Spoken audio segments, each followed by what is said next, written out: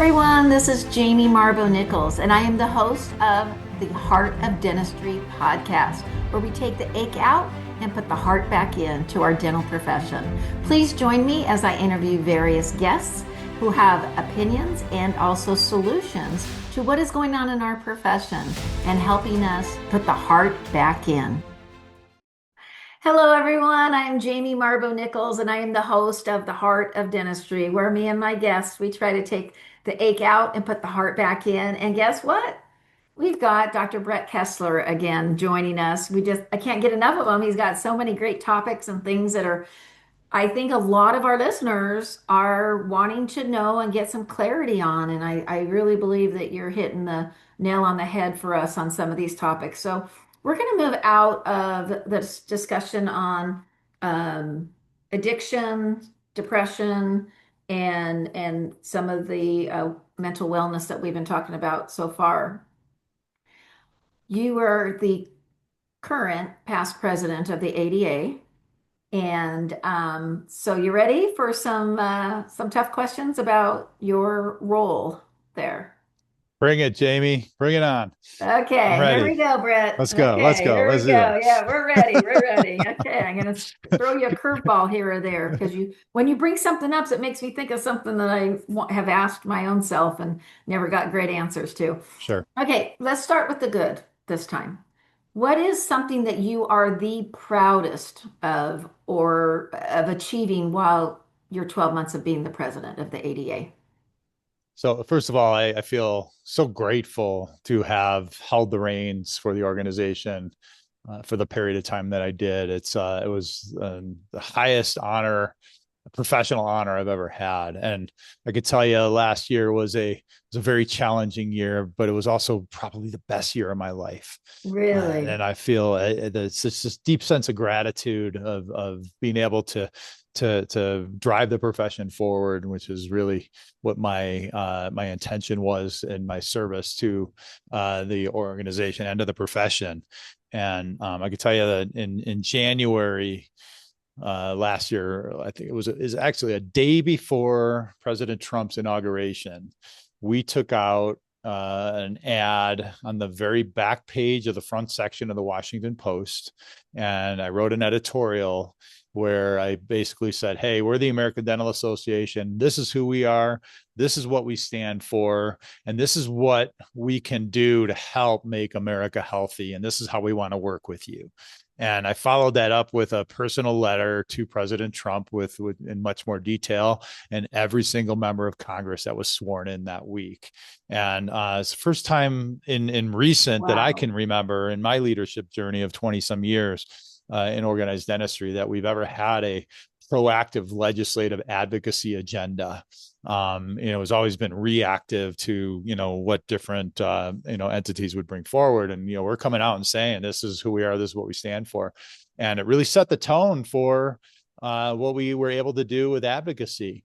And, we knew when, I didn't know that, who was going to be elected when I ran for president in October, and the election was a few weeks later. But we were ready with either of the administrations to work with them, and and each of the administrations had different things that were important to them. And so when the Trump administration won, we knew fluoride was going to be battled, and and it was anti-community water fluoridation proposals were introduced in 22 states to remove it.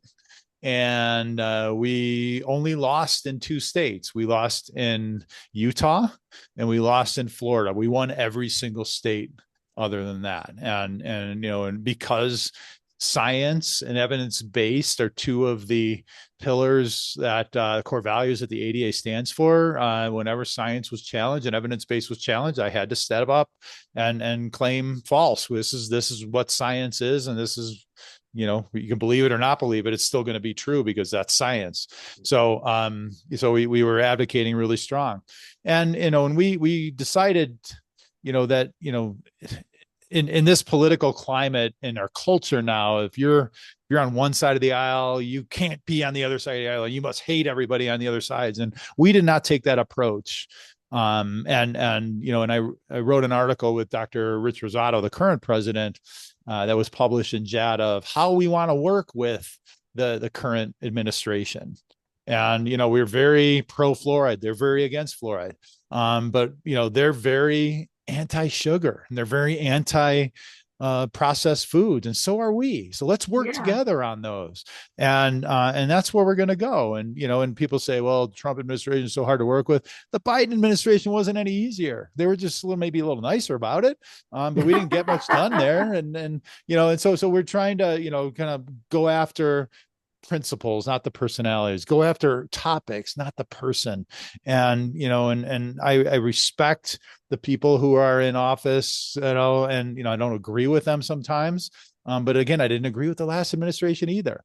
So we have to play in an arena that's quite volatile, and we have to keep the organization's core values front and center, and what our mission and vision is. And the ADA's mission is to ensure our members' success and to improve the overall health of the communities we're serving.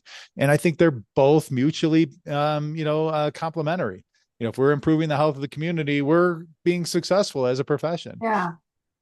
So that I love that you did that. It's interesting that the two states you didn't win are. I live in Florida now, and I was in half my family lives in Utah. So So, this is your fault. but This that's is your good to know. fault. Um, that is something to be proud of. I love your thoughts here. I think you and I would align and agree on a lot of these different issues. And I think that facts are facts and science is science. And that is the part that we have to move forward with in order to make things change and have people change their mind, no matter what it is. But we're talking dentistry, so we'll keep dentistry. But so that's something to be really proud of. Thank Where you. where do you feel,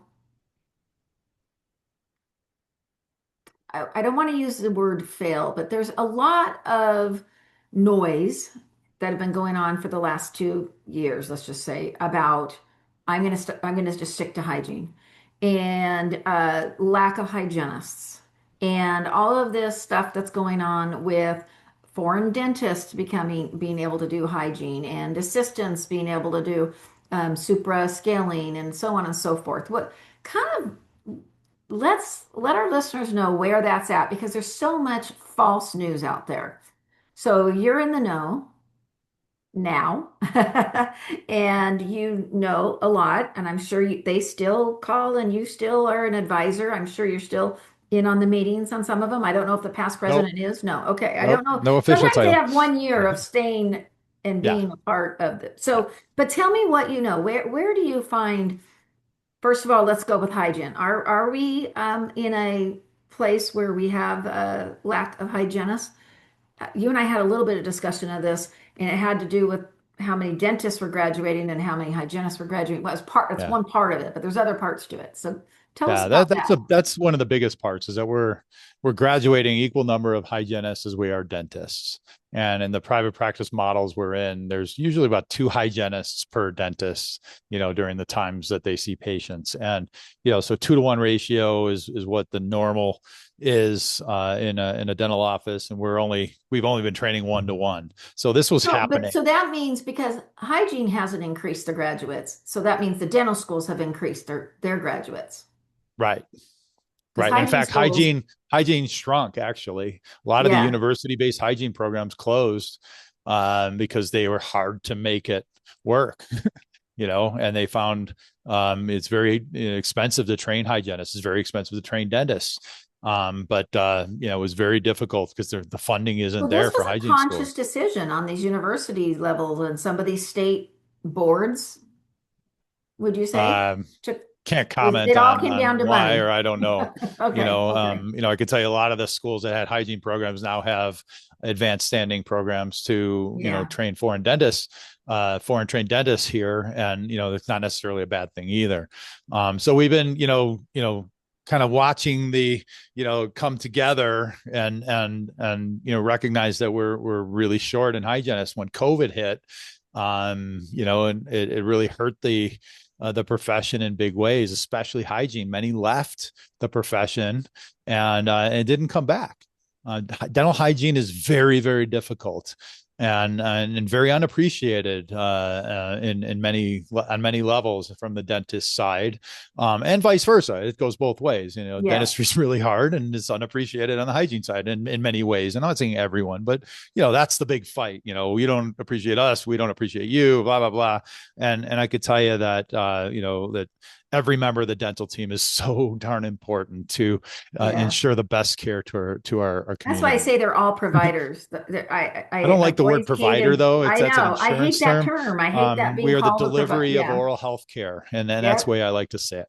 Okay, Yep. and so in the state of Pennsylvania, there's 1,800 short hygiene. There 1,800 hygienists short, and that's impossible to get over.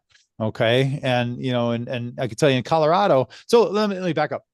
And now I really feel that the workforce shortage that we're having too is a direct result of the benefit system we're in, because the reimbursements have not gone up in any way, shape, or fashion Hmm. of significance over the last 10, 15, 20 years. And as a result, me as a general dentist, I can't offer the career opportunities to my team Yeah. that I used to be able to. And it's really hard because And money's not overhead has there. increased quite a bit in the Yeah, my last, rent went up, my electric bill went up, my taxes went supplies up, went up. supplies went up, Your health insurance went up, and a living wage should go up with the cost of living at least, yeah. and especially if it's a high performer, you should be able to accommodate their efforts and their successes with money, and so because there's a shortage, strict economic laws play into effect of supply and demand. And so dental hygienists decided, I don't like this job I'm in. I think I can make more money on the free market. And many now, work as temporary hygienists, and they can make a lot more money that way. And they found they can work 3 days and make the same amount of money that they were working 4 days, which Hmm. with much less responsibility, because they can And pick the days I, they want to work, and they and can, I, they don't I have, think that's great. I'm going to interject here and I'm going to say though, talk about increased burnout. I think, it's my humble opinion, but I think that only adds to some of the burnout because you go in and I've talked to many temping agents and there's a handful of really exceptional temp hygienists. But what doctors' clients tell me is that a lot of them come in, they punch the clock, they do their prophy, they go home. And they never get to see the health of that patient change and the impact that they had if they're jumping from office to office. But yeah, that's, no, of course, I yeah. So agree. go They have on. much less responsibility when they're coming in as a Yeah. daytime employee, And a I 1 day think that would be employee. the highest burnout there could be possibly, in my opinion. But maybe it keeps them Yeah. going, something new every day. I don't know. Yeah, I So see it as as a season opportunity, because they can make more money and work less days, and have the freedom to decide when they want to work and when they don't want to work, and I that's appreciate that. that Okay, I respect yeah, it. and so we've got a workforce issue here. I come from Colorado, and we've had independent hygiene for 40 years. And I could tell you that the hygienists here in Colorado are, especially independent ones, are amazing. They're courageous. They're doing amazing things. They are helping the access to care problem. They're going into schools and doing screenings and sealants, and they're going into nursing homes and helping out that demographic. And I'm not, they are, and that's a good thing. And Yeah. but And I think that's independent. in a lot of states. We have those vigilante, those great minded people that are doing that. I'm glad to hear that they're doing that in Colorado because I know the state I came from in Idaho, we had a lot of people that gave and did those things too. Uh-huh. And they're doing it and you're not. And I'm interjecting here a little bit because of course I have a lot of opinions about this. So Uh-huh. I know I'm interrupting sometimes. So Yeah. Is And there, so we've got a shortage. And what's the so what fix? happened?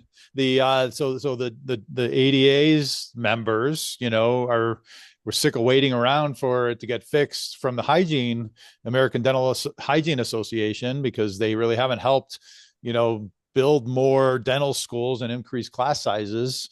So they decided to take it on their own, basically. And our House of Delegates is our governing body, and they came up with some solutions. One of those solutions was to fast track foreign trained dentists who can demonstrate competence in hygiene to practice as a hygienist. And So, I okay, don't. I'm Okay. going to interrupt you here. Okay. Two things, two thoughts. We have we have states where hygienists still can't administer or just barely were able to administer local anesthesia. Uh-huh. Or if they can, some states they can only do infiltration and they can't do blocks, stuff like that. So to me, it's interesting that they have their hands tied behind their back, but yet now we're going to get in some what I understand. So, like I said, there's fake news out there, fake stories. I understand that recently I read something where these foreign trained dentists weren't necessarily dentists in their country. They were doing their pre-graduate work to go into becoming a dentist, and they're being allowed. So they're taking basic English, math, science, microbiology. Is that true? No, that's not true. They have to be And if in it every if it is state. true, it's on the state boards for not qualifying these applicants and checking the qualifications of this, because they in from what I understood, our policy is they have to be a dentist, and they have to demonstrate competency. They can't just come in and apply and get a license because they came from another country. They have to be able to demonstrate competency. So they have to be able to pass the boards, both the clinical boards and the didactic boards, to demonstrate that. So no, that's not true. Okay, so that's not true.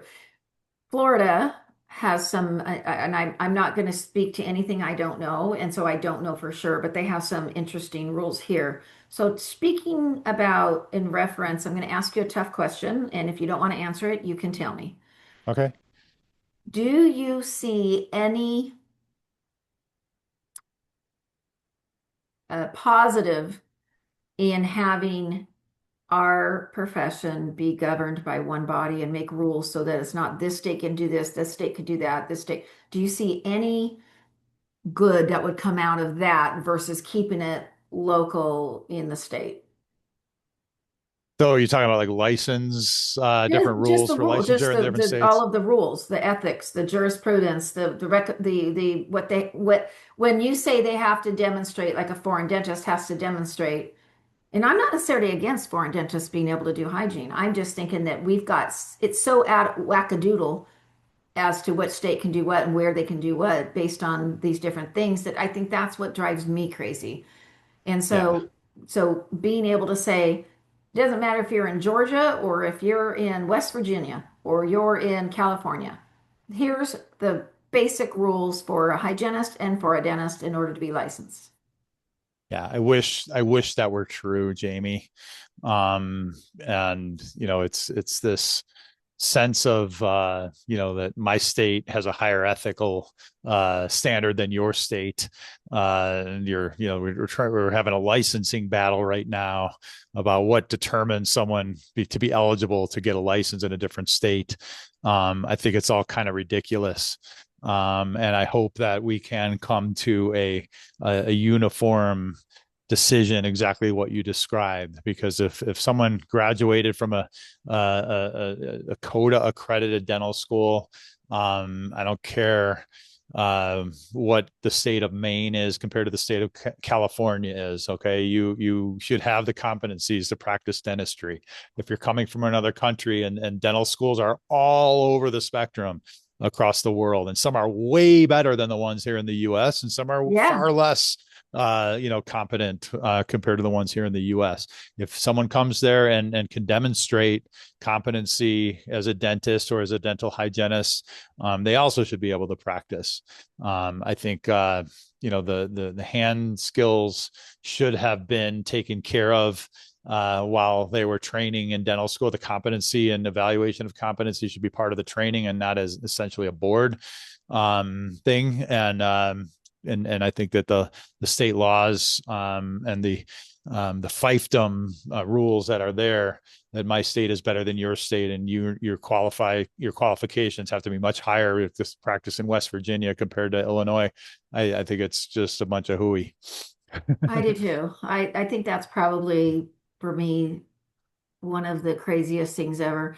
I graduated, I'm a seasoned dental professional, and I remember when I went to Idaho State University, when I graduated, and we're talking a few years back, um, several decades, and I graduated, I could administer local anesthesia anywhere. I could place and carve composites, and I had my expanded functions license, my Bachelor of Science degree in dental hygiene, and I could work in any state, but I couldn't use what I was taught if I came to certain states.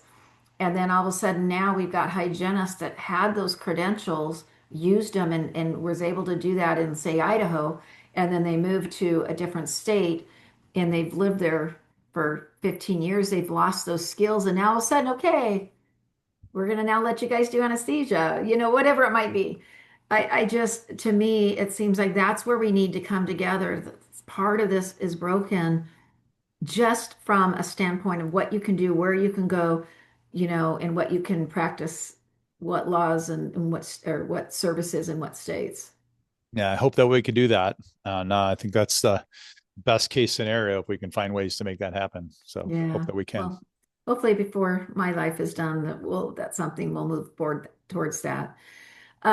So what was the biggest lesson? Our last question, we'll end on this. What's the biggest aha or lesson that you learned as president? What was something that you came in, maybe not understanding fully, but you thought you did, and then all of a sudden you're like, oh boy, you know, wow. Um, so I'm gonna take a couple different stabs at this. First, my leadership style came from some very very good and inspirational leadership coaches and mentors that I've had, and they always challenged me to first of all figure out what my core values are, figure out what your mission is, and what your vision for your life is, and things like that.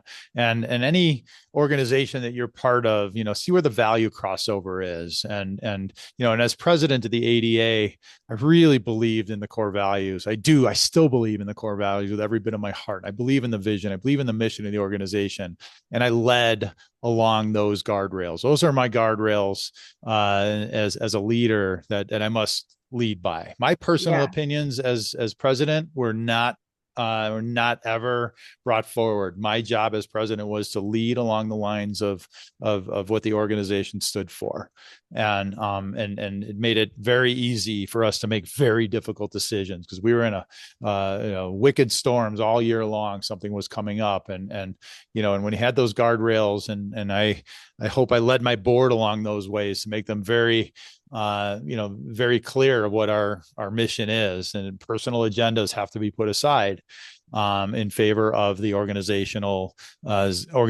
best interest. And so I was very diligent and dedicated to that. And I feel really proud about that. But as a result, you really get challenged on core values are your core values, even if it puts you at a competitive disadvantage, a seemingly one. And I kept saying to some of the things like this with the hygiene thing, I had no opinion on it. This was the policy of the organization, and I had to adhere by those policies. I could not go against what the House of Delegates directed me to do. That was not in my wheelhouse of my job description. So I did what I did. But be able to navigate the storms and the pressures that were on me, were very difficult. And I felt, some days were more challenging than others. And a lot of people didn't understand a lot of the things that we were doing, because a lot of things that we were doing, especially at the organizational level, to rebuild our foundation, our business foundation of the ADA, And we have to play a long game with a lot of these initiatives that we were trying to do to make it better. And it may have, hurt in the short term, and people freaked out in that case, because I'm playing a long game in a culture that demands short term wins. And it was quite a challenge. And so I learned, where I can push, where I shouldn't push. But I still had to push. And I feel so grateful to have the officers that I had serving with me and the board that I had with me, even while, we had, split with our executive director, and so in a very political time, volatile political time in our country, I feel like I was able to drive the profession forward, and I got to accomplish every single goal I set out to accomplish, even under the stress of the storms. And I feel really good about that. But I learned so much about myself in the process. What are my triggers? When do I need to back off and reset myself personally so I can, show up as my best self. I think I was on the road 225 days last year, Oh my gosh, I 31 talk dental about burnout for schools, me. 200 presentations over various things. My press statements, that we put out to the challenge, the pseudoscience, was in the billions of views, with a 98% favorable viewpoint of our press statements. I was really grateful. Like I said, as I started, it was the best year of my life. It was the hardest year of my life, but the best year of my life. And I came out better for it. We appreciate your dedication and your leadership style. I really respect it. Like I said, most of us watch you from afar. It's such a privilege to meet you personally finally, and to be able to do these interviews with you. I really feel like our listeners are going to be getting a lot out of this. 30 seconds. What's next for Dr. Kessler? That's the big question.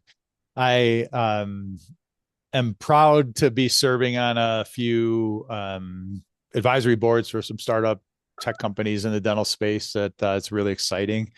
I'm also starting a leadership development, coaching, and consulting business, and where I can, help our colleagues find their way and live an amazing life. And got a little experience in leadership, I guess, and I want to be able to share that.